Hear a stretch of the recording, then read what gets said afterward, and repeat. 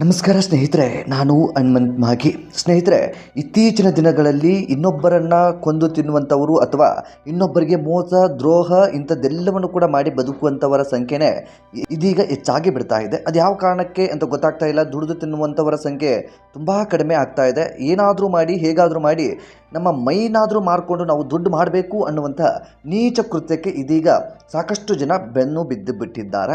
So ಅಂಥದ್ದೇ ಒಂದು ಘಟನೆ ಇದೀಗ ಮತ್ತೆ ಬೆಳಕಿಗೆ ಬಂದು ಬಿಟ್ಟಿದೆ. ಆದರೆ ಎಲ್ಲರೂ ಕೂಡ ಗಮನಿಸಲೇಬೇಕಾದಂಥ ವಿಡಿಯೋ ಇದು. ಯಾಕೆ ಈ ಒಂದು ಮಾತನ್ನು ಹೇಳ್ತಾ ಇದ್ದೀನಿ ಅಂತಂದರೆ, ನಾನು ಬಹುತೇಕ ವಿಡಿಯೋಗಳಲ್ಲಿ ಸಾಧ್ಯವಾದರೆ ಗಮನಿಸಿ ಅಂತ ಹೇಳಿರ್ತೀನಿ. ಆದರೆ ಈ ವಿಡಿಯೋನ ನೀವು ಗಮನಿಸಲೇಬೇಕಾಗಿದೆ. ಸೋಷಿಯಲ್ ಮೀಡಿಯಾದಲ್ಲಿ ಯಾರೋ ಒಬ್ಬರು ಪರಿಚಯ ಆಗ್ತಾರೆ ಅಥವಾ ಫ್ರೆಂಡ್ ಆಗ್ತಾರೆ ಅಥವಾ ಇನ್ನೇನೋ ಸಲುಗೆಯಿಂದ ಇರ್ತಾರೆ ಅನ್ನೋ ಕಾರಣಕ್ಕೆ ನೀವು ಯಾವ ರೀತಿಯಾಗಿ ಮೋಸ ಹೋಗ್ತೀರಿ, ಯಾವ ರೀತಿಯಾಗಿ ನಿಮಗೆ ಮೋಸ ಆಗುತ್ತೆ ಅನ್ನೋದಕ್ಕೆ ಇದೊಂದು ಸ್ಪಷ್ಟವಾದಂತಹ ಉದಾಹರಣೆ. ಜೊತೆಗೆ ಇದೊಂದು ಪಾಠ ಅಂತ ಹೇಳಿದ್ರು ಕೂಡ ತಪ್ಪಾಗ್ಲಿಕ್ಕಿಲ್ಲ. ಇಂಥದ್ದೊಂದು ಪ್ರಕರಣ ಇದೀಗ ನಮ್ಮ ರಾಜ್ಯದಲ್ಲಿಯೇ ಬೆಳಕಿಗೆ ಬಂದು ಬಿಟ್ಟಿದೆ. ಬೇರೆ ಯಾವುದೋ ರಾಜ್ಯದಲ್ಲಿ ಕೂತ್ಕೊಂಡು ಮೋಸ ಮಾಡಿದಂಥವ್ರಲ್ಲ. ಒಂದು ನಮ್ಮ ಉತ್ತರ ಕರ್ನಾಟಕ ಭಾಗದ ಅಥವಾ ಈ ಬೆಳಗಾವಿ ಉತ್ತರ ಕರ್ನಾಟಕ ಮೂಲದ ಹುಡುಗಿ ಆಕೆ ಅಂತ ಹೇಳಬಹುದು, ಅಥವಾ ಹೆಣ್ಣು ಮಗಳು ಅಂತ ಹೇಳಬಹುದು. ಹೆಣ್ಣು ಮಗಳು ಅಂತ ಹೇಳಿದ್ರು ಕೂಡ ತಪ್ಪಾಗಬಹುದು. ಕೀಚಕಿ ಅಂತ ಹೇಳೋದಕ್ಕೆ ನಾನು ಇಷ್ಟಪಡ್ತೀನಿ. ದ್ರೋಹಿ ಅಥವಾ ಮೋಸಗಾತಿ ಅಂತ ಹೇಳಬಹುದು.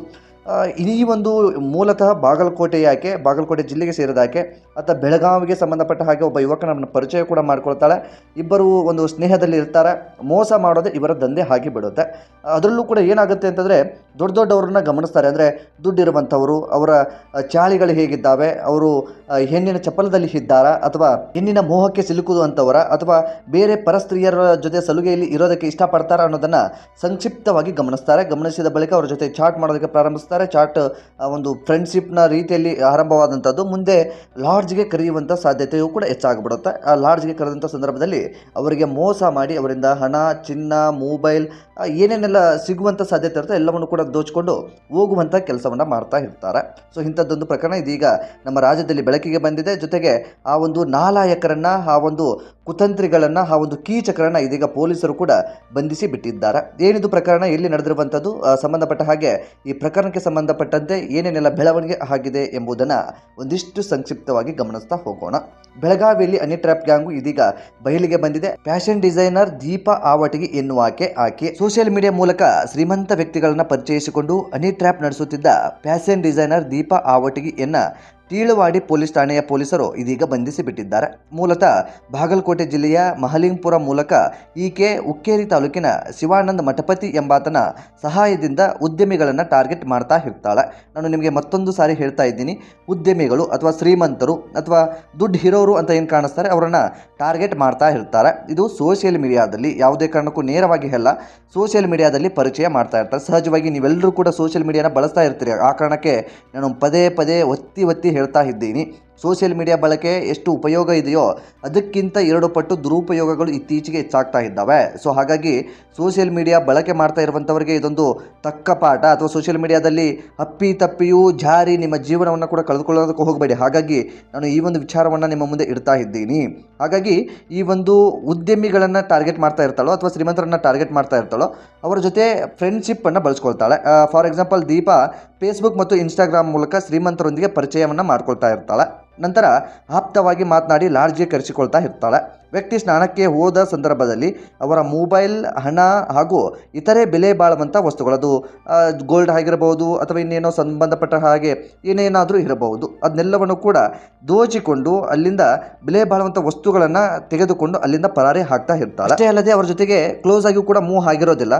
ಏನಂತಂದರೆ, ನಾನು ನಿಮಗೆ ಕ್ಲಾರಿಟಿನ ಕೊಡ್ತಾ ಇದ್ದೀನಿ. ಯಾಕೆ ಇಷ್ಟೊಂದು ಡೀಪ್ ಆಗಿ ಹೇಳ್ತಾ ಇದ್ದೀನಿ ಅಂತಂದರೆ, ಸಾಕಷ್ಟು ಜನ ಅಂದ್ಕೊಂಡ್ಬಿಡ್ತೀರಿ ಪರಿಚಯ ಆದ ತಕ್ಷಣ, ಲಾಡ್ಜ್ಗೆ ಕರೆದ ತಕ್ಷಣ ಅವಳು ನಮ್ಮ ಜೊತೆಗೆ ಡೀಪ್ ಆಗಿ ಮೂವ್ ಆಗಿಬಿಟ್ಟಿರ್ತಾಳೆ ಅಂತ, ಅಥವಾ ಡೀಪ್ ಆಗಿ ಮೂವ್ ಆಗ್ತಾಳೆ ಅನ್ನುವಂಥ ಮನಸ್ಥಿತಿಯಲ್ಲಿ ಕೂಡ ಇರ್ತೀರಿ.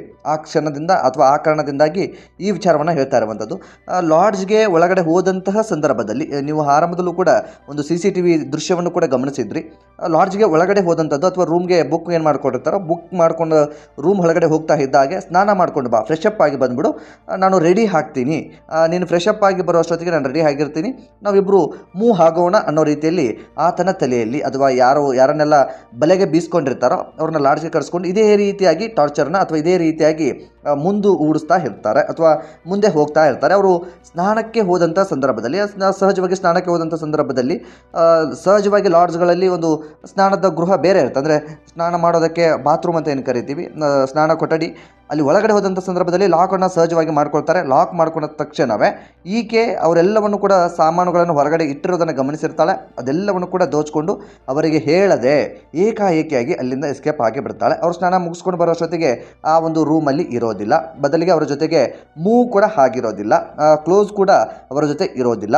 ಸೊ ಈ ರೀತಿಯಾಗಿ ದೋಚ್ಕೊಂಡು ಹೋದಂಥ ಸಂದರ್ಭದಲ್ಲಿ ಅದನ್ನು ಅಲ್ಲಿಗೆ ಬಿಡ್ತಾ ಇರೋದಿಲ್ಲ. ಎಂತಹ ಕೀಚಕ ಬುದ್ಧಿ ಇವರಲ್ಲಿ ಇತ್ತು ಅನ್ನೋದನ್ನು, ಅಥವಾ ಕೊಳಕ ಮನಸ್ಥಿತಿ ಈ ಕೈಯಲ್ಲಿ ಇತ್ತು ಅನ್ನೋದನ್ನು ಕೂಡ ನಾವು ಗಮನಿಸಲೇಬೇಕು.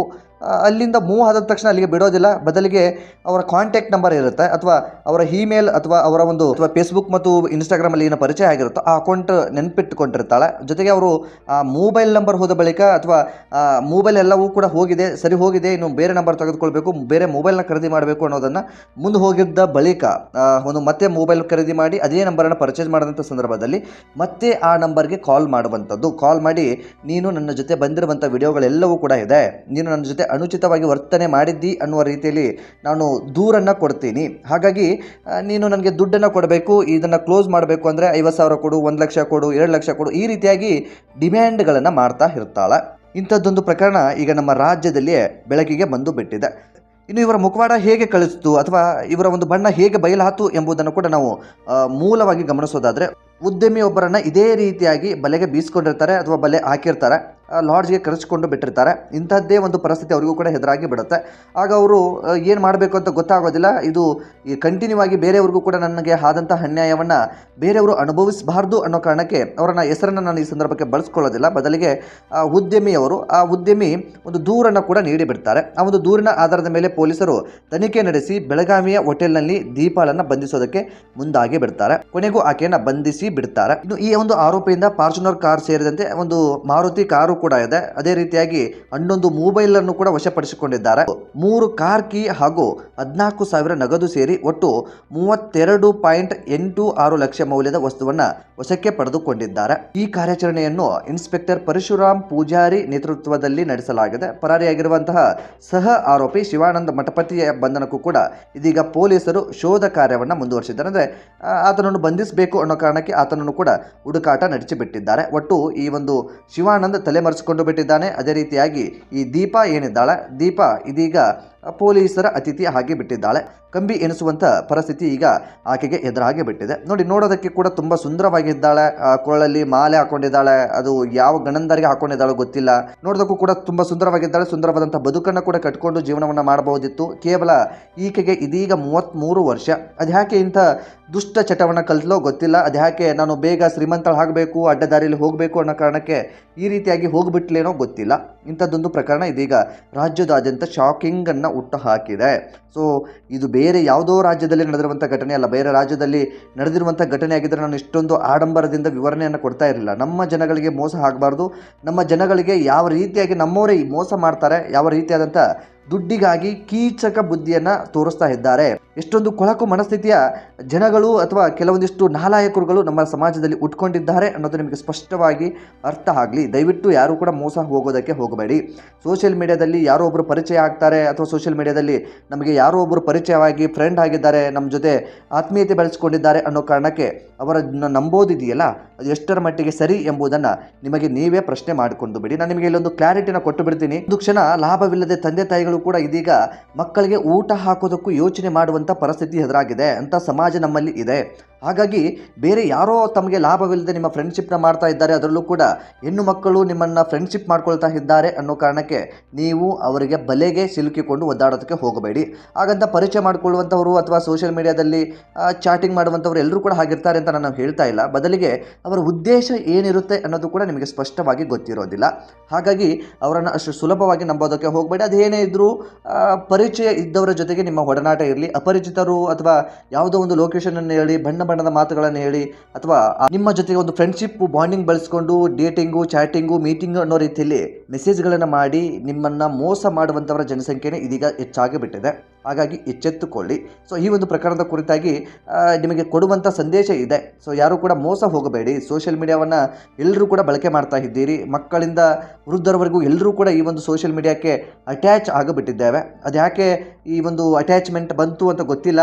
ಅದೊಂದು ಎಂಟರ್ಟೈನ್ಮೆಂಟ್ಗೋಸ್ಕರನೋ ಅಥವಾ ಉಪಯೋಗ ಆಗುವ ಕಾರಣಕ್ಕೋ ಗೊತ್ತಿಲ್ಲ. ಆದರೆ ಸೋಷಿಯಲ್ ಮೀಡಿಯಾದಿಂದ ಎಷ್ಟು ಉಪಯೋಗ ಇದೆಯೋ ಅಷ್ಟೇ ಕೆಟ್ಟ ಉಪಯೋಗಗಳು ಅಥವಾ ಅಷ್ಟೇ ಒಂದು ಕೆಟ್ಟ ಸ್ಥಿತಿಗಳು ಕೂಡ ಎದುರಾಗುವಂಥ ಸಂದರ್ಭ ಇರುತ್ತೆ.